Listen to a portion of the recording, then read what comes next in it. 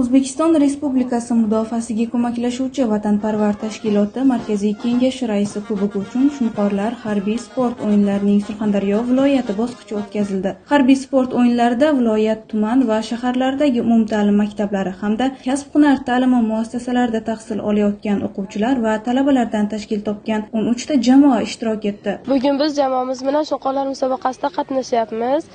Musobaqa juda ham qizg'in ketmoqda. Raqiblarimiz juda ham kuchli.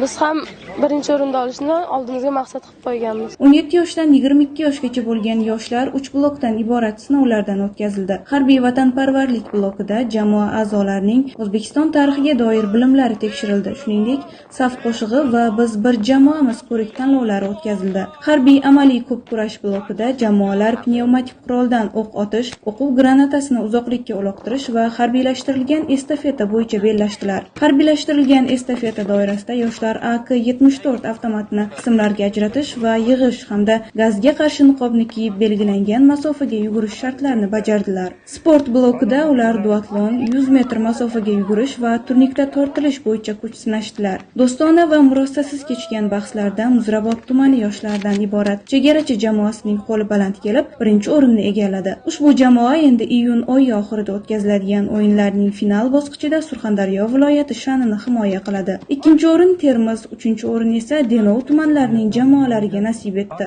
Har yili vatanparvarlik oliy maqsadimiz shiori ostida o'tkazib kelinayotgan Shunqorlar harbiy sport o'yinlarini o'tkazishdan asosiy maqsad yosh avlodni harbiy vatanparvarlik ruhida tarbiyalash, chaqiriqqa qadar yoshlarni qurolli kuchlar safida xizmat qilishga qiziqishini oshirib borish hamda ularni ruhan va jismonan chiniqtirishdan iborat.